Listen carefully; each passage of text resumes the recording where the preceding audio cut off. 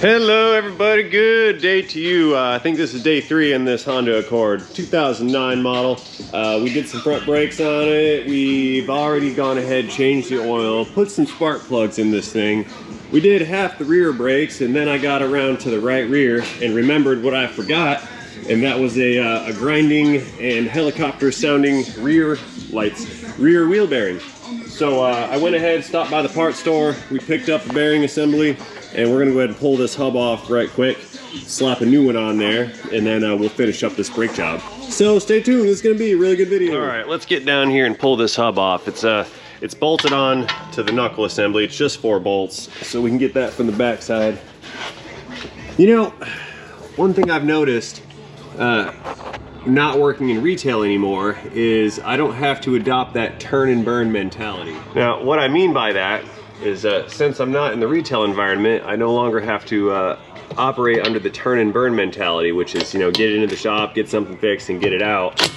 And in this particular case, since I had to acquire the bearing, I just left this thing here overnight. Where in retail store land, we might have finished the brake job and then gone ahead and rescheduled it later on for a bearing, or done the bearing first and then reschedule it for a brake job, one or the other. And that would have meant that the customer would have ended up paying overlapping labor, because they would have paid to take this corner apart once and then paid to take it apart a second time to do the bearing and or the brakes, whichever one comes second. And since I don't have to rush these things in and out, you know, within an hour or 2 hours, I don't have to really worry about double charging a customer, which I think is a huge benefit to them, and it's also a pretty big benefit to me because I don't feel like I'm taking advantage of somebody financially. So I'm really digging this, loud noises. I'm really digging my new business model of just taking my sweet time, and I can focus more on quality as opposed to quantity. I think it's really nice. My ultimate evil plan is to have the entire world adopt my business model. Try to take over the world.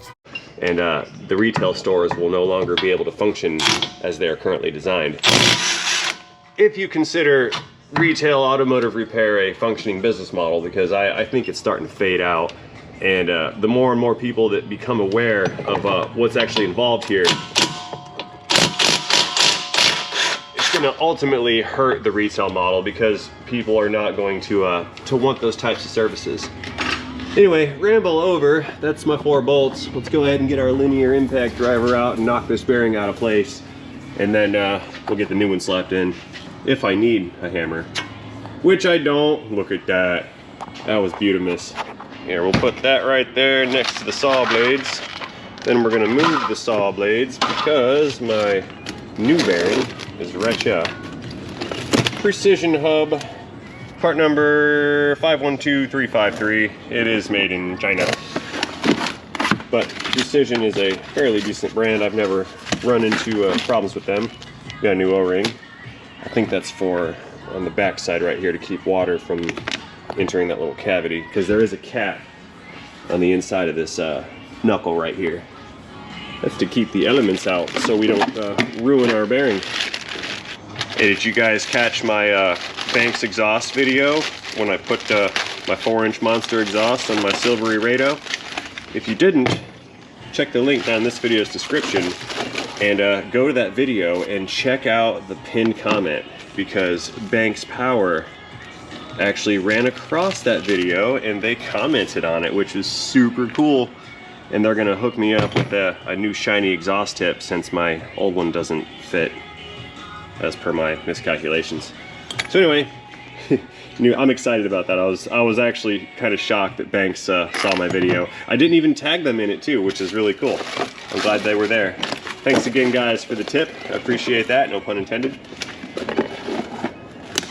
Let's get that out of here. Okay, well, let's get this guy installed, and then we can continue on with our actuated caliper brake job. You know, I mean all that stuff I said earlier. I'm having the time of my life working for myself. This is the best. Erico, you were wrong. You said it would take 6 months before I was wondering why I didn't do this sooner in life, and it's taken me I don't know, what, 3 weeks, 4 weeks? Yeah, so you were wrong, Eric, but your spirit was right on point, 100%. Here, let's go ahead and move you guys over here a little bit. I can't see what I'm doing, and you can't see either, and that's not good. There we go. Now we can see. Let's make sure I got all those bolts lined up, or bolt holes rather. Looks like it. I can see them all from my angle. All right, we'll go ahead and get all these things started.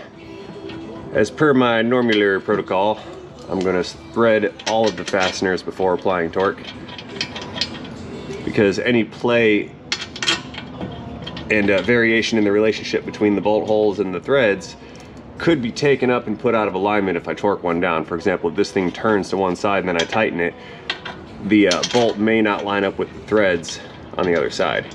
But since it's still loose, I can maneuver, there we go, words. I can maneuver it around, get them all started, and then I can fasten them.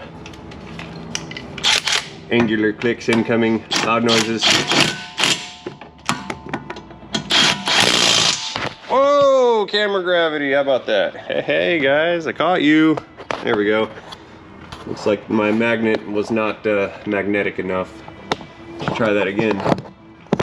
There we go. Clicks. Come out, bearing. Or socket. There. Cars are always trying to steal my tools. No worries, I got it.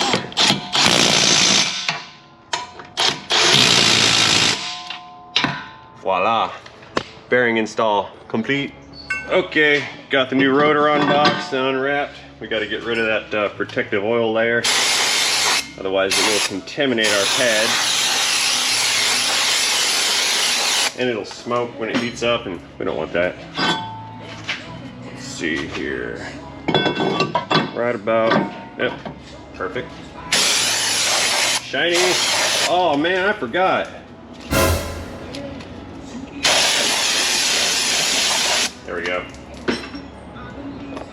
Let's go ahead and bolt this guy back in. Slippage. You know, you guys were asking me why I'm not wearing gloves, and I don't know. I guess I'm not in the habit of wearing gloves right now. I think that comes in cycles. I have lots of gloves, 5 or 6 boxes of them. I just neglect to put them on. I'm not really certain why I'm doing that. I'll get back into the habit later. I think I stopped because it was getting hot outside and they were somewhat uncomfortable. It's cooling off a little bit now. It's about 70, I think like 76 today. So yeah, it's probably a good time to restart the glove action. I'll keep my flanges clean. I'm just getting all this brake dust out of this piston. I don't want to run this piston back in with a bunch of debris in there.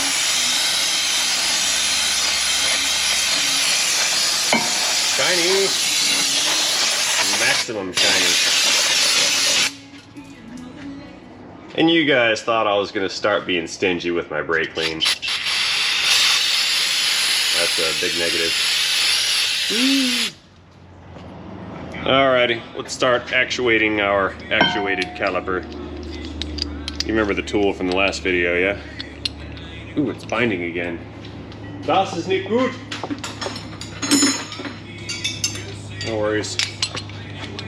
Let's throw some tools in there to help us. Yeah, it's getting a little, threads are a little rough right here at the end. Gravity. Tool gravity. Oh, I must not be in my zone yet. We're dropping stuff and losing stuff, throwing stuff. There we go. We'll fit this guy back in here. And again, we'll just rotate the tool, press the piston in. If I can figure out what I'm doing. There we go. Come on. And there's those sticking threads again. I'm gonna have to get Snap-on guy to warranty this. If they even have this model anymore. Like I said, this is a very old tool. I'm sure they've got an updated replacement or something. Stay. All right, put some pressure on it. The angles on this one aren't gonna be very conducive to filming, but that's how it's gotta be. Maybe you can see it through the little hole right here. Let's zoom in. All right, Mr. DeMille, I'm ready for my close-up. So pay attention to the piston. We're gonna rotate and then press. And ideally, we wanna do this at the same time. Easier said than done. There we go. It's definitely a patience kind of situation. See, I've got to reset the tool again. Hang on. It's moved. There we go. Just like that.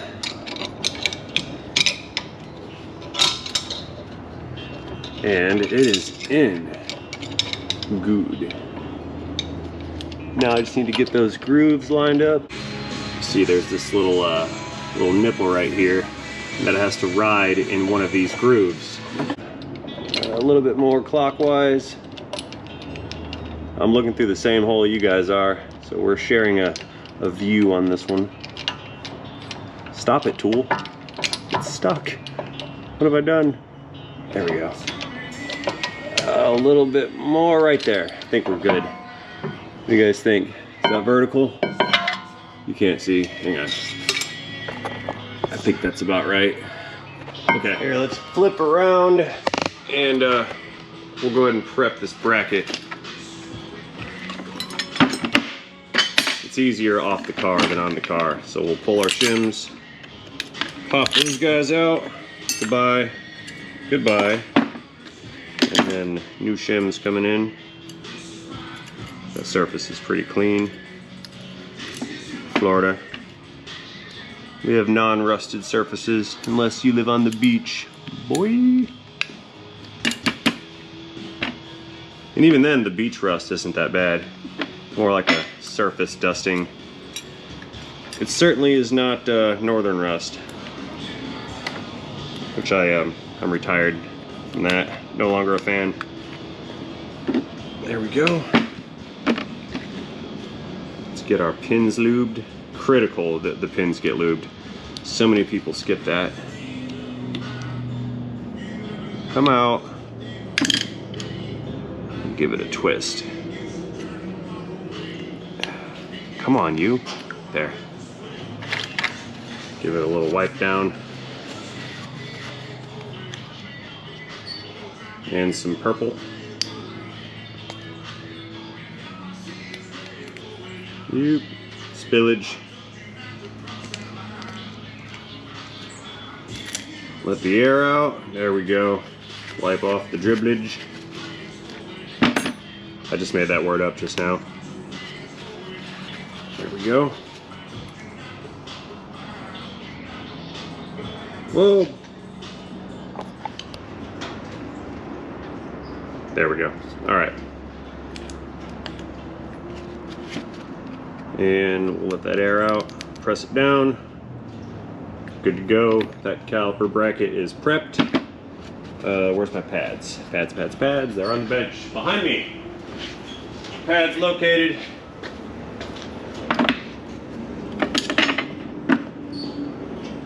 Inboard with the wear indicator. Right there. Oop, too far. And outboard pad coming in. Okay, let's get this thing set up and hung. And then we'll hang that caliper and we're good to go on this corner.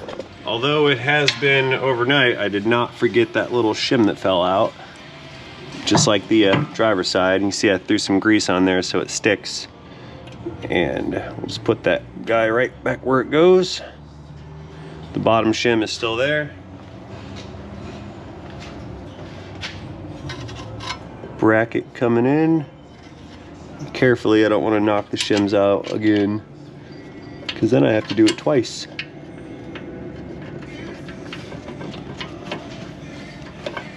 Okay, there's one.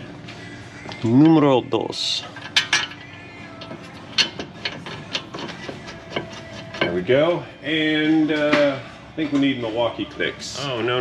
The gun didn't fit. Have to do that manually.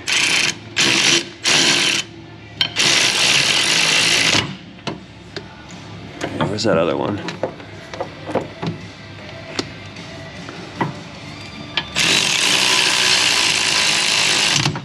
Tight squeeze.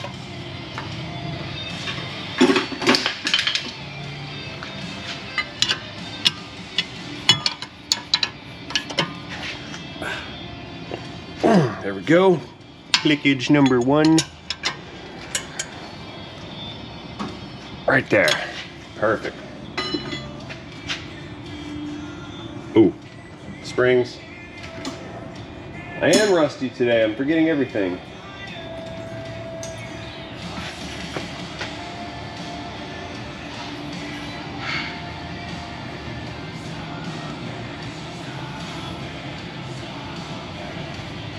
And the second one right there.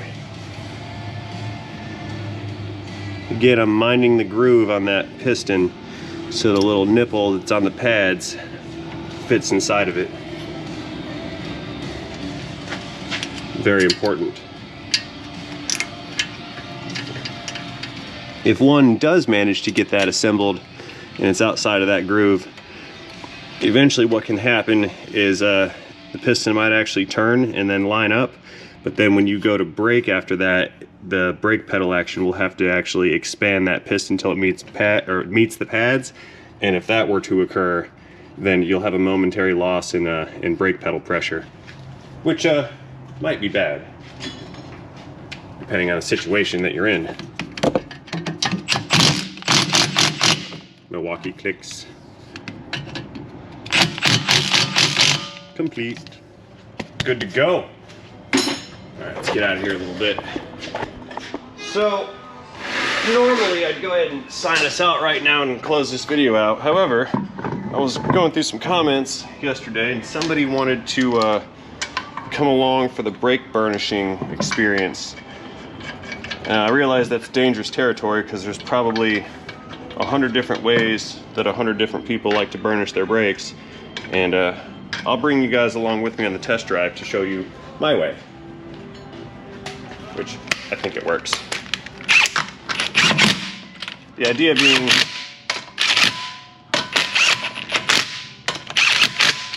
you want to mate the pad surface to the new rotor surface, that way they can wear in evenly, and people do this different ways, and like I said, I'm going to show you mine. But before we do all that, I need to go ahead and let this down, and I need to torque these wheels with some actual clicks.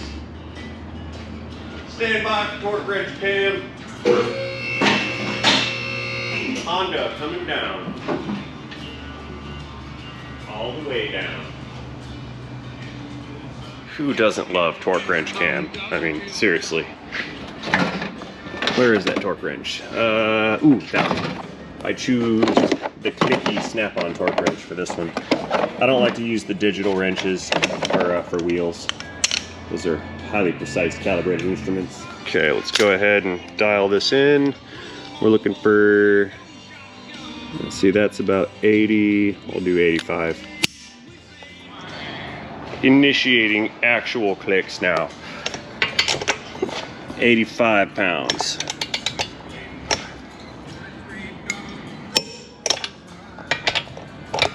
Wild ride, isn't it?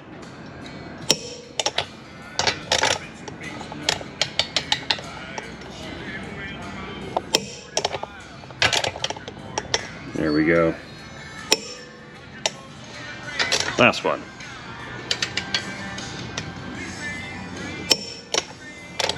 Recheck. Good. Moving on over, left front.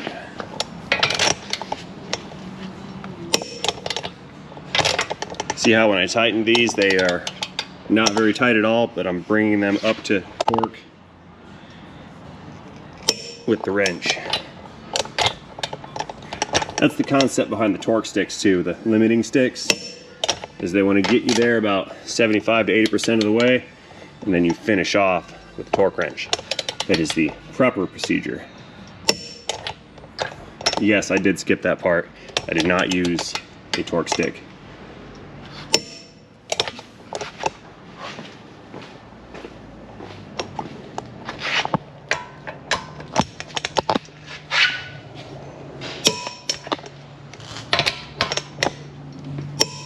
Clicks.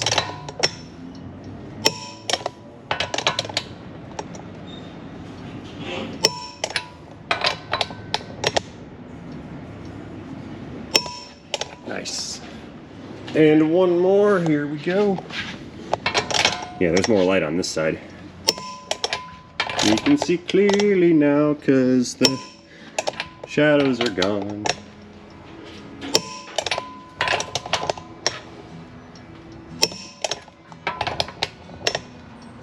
Last one, good.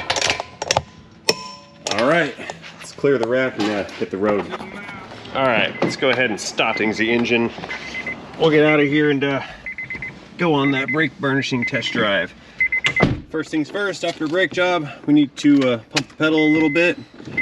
That is going to displace fluid from the master cylinder and from the reservoir.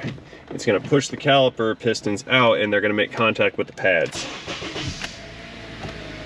Again, if we don't do that, then we go to hit the brakes and the pedal goes straight to the floor because there's nothing for the pistons to act against, and then we do not have braking ability.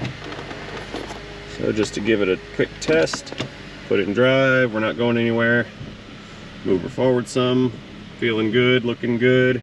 It's good. Let's get on out of here. No honks for safety because I can see where I'm going.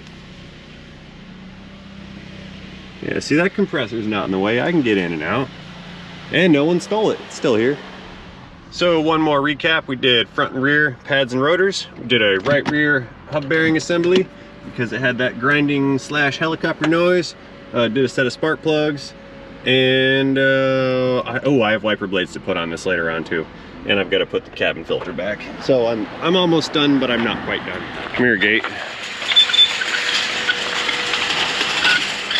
There we go. Yeah, we fixed the wheels on the gate. Now the gate's not falling off the track anymore. Awesome. Safety clicks. Because all right, now burnishing the brakes. Some folks like to take it out, get it up to speed, and just slam on the brakes and come to a real fast, hard stop. I do not like to do it that way. I like to get out, get it up to speed, and do some light braking first. You know, put some heat into everything, burn off any of that oil that might be left over, and after 3 or 4 moderate stops, then I'll initiate a heavier stop. Or a more aggressive stop, I should say. Braking traffic? Nope. This is actually kind of tough to make a left out of here. I'm gonna be here for a while. Let's go ahead and put this cabin filter back in. Why not? Cabin filter clicks. I still gotta put the door check back on, but at least now it's not all flipping, flopping around. Hey, and we're off. Let's go. So before I brake and do anything, I'm just listening for any noises. Let's verify the absence of that helicopter noise from the right rear, which I do not hear. Get a little bit of speed. Careful to make sure I don't brake check someone behind me, which I'm not, and we'll slow down. Light braking, just light braking. Let's go ahead and get through this green light before it becomes a red light. Don't pull out in front of me. High traffic intersection makes me nervous. That is a horrible intersection right there because there's no green turning arrows and folks like to just dart right on out. For example, you've got a line of cars on one side, line on the other side. It'll turn green and the left turn people will just cut off the straight ahead people, and then they'll make like a left turn train, and it just creates this like traffic free-for-all situation. And I disapprove because it violates the natural order of things, and that's a huge problem with society. School zone. Don't speed in Florida school zones. They will hunt you, and they will pull you over, and they will make a scene out of you, and that's never good. So, real quick story time. Once upon a time, I think 2018, 2017, I was dabbling in landscaping. We were doing commercial landscaping accounts for like Walmart, Dollar General, Dollar Tree, and some gas stations and whatnot. You know, we'd come cut their grass and landscape, put some mulch in, that kind of thing. And I had a few kids working for me. 19, 20, 21, 22. Had 3 guys at the time. And I hired a new guy and we are in this traffic jam. We're down south in like Northport or something. We're in this huge traffic jam going through a school zone. I didn't realize it was a school zone when we went down this road, but we were kind of stuck in front of the school for like 15-20 minutes.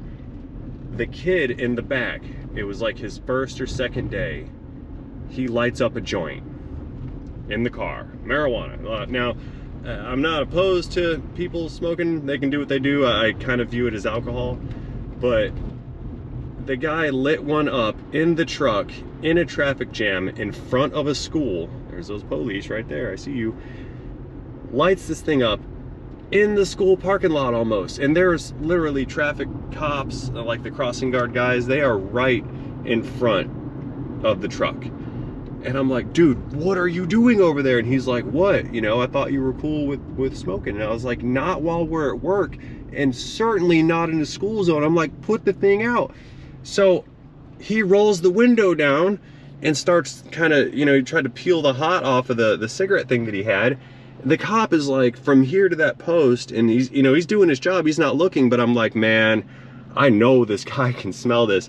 Long story short, I flipped my lid on this guy because he was just so nonchalant about the situation, and he was upset with me ultimately because I had a problem with him smoking weed in the truck in a school zone while we're at work.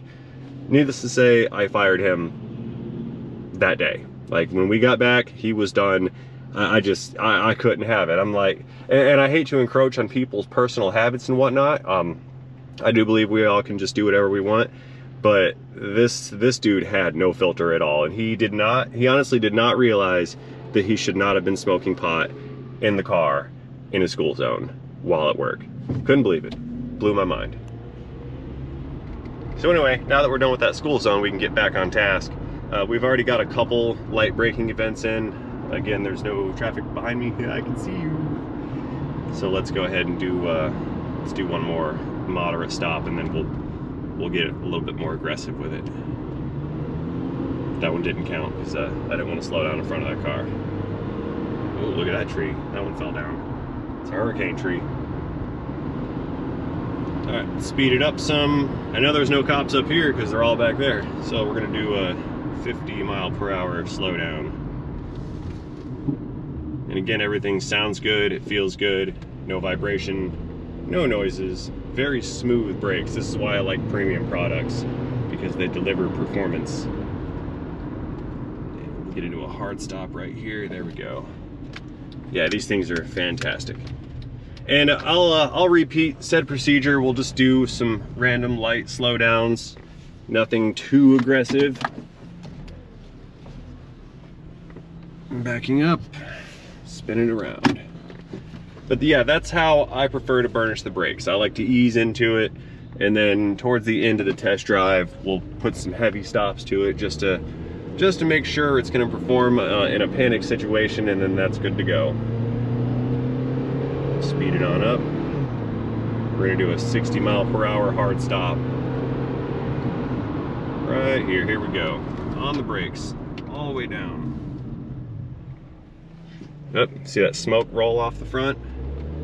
That's some of that oil cooking off, because there is oil in the veins on those rotors, because they do get just saturated with it. I'm not sure what it is, cosmoline or something else, I'm not really certain, but that will cook off over time. And that's another point of interest with doing brake jobs, is you really do want to put some heat into them before you return it to a customer, because when the customer gets it, the first thing they're going to do is take it out and just stand on that pedal. They want to make sure that their car is going to stop. And if they put a bunch of heat into those rotors all at one time, they're going to see that plume of smoke come out, and they're going to think something is wrong, and then you will get an inadvertent cutback, and you'll have to explain that it's okay and that that's normal. And then that's a whole nother can of worms, because when you tell someone that their brake smoking is normal, they look at you funny, like you don't know what you're talking about, because they just don't know. So it's just better off to go ahead and just get that out of the way before returning the car to the customer. That way you don't have to go through that unpleasant interaction. So that's going to go ahead and conclude my story time brake burnishing and finalization of this particular car. Like I said, I do have a couple other details to work out when I get back to the shop, but nothing major. So that being said, I'm going to go ahead and close this video out right now, and I will do that by thanking each and every one of you for watching this video. As always, I hope you enjoyed this video. If you did enjoy it, please feel free to let me know about that by tapping that like button down below. If you did not enjoy this video, or even if you did enjoy it, go ahead and drop me a comment or two also down below. Because those interactions by you is what lets YouTube know that I am doing a good job. And if YouTube thinks that I'm doing a good job, it is far more likely to recommend my content to other potential viewers. That's good for me, that's also good for them. So, again, and as always, thank you for watching, and most importantly, do not forget to have yourselves a great day. See you guys later. Entering a school zone, ending transmission. Oh, I don't know what to do. The light's not flashing, but the cop is still there. Do I go 35 or do I go 20? What do I do? What do I do? What do I do? Actually, he's not still there. He just left, and now he's 3 cars behind me. I think I'll go faster. The lights weren't on, and I can prove it. Got it on video. Hope I don't get pulled over. Aha! I'm safe. They can't get me now. Let's close the gate.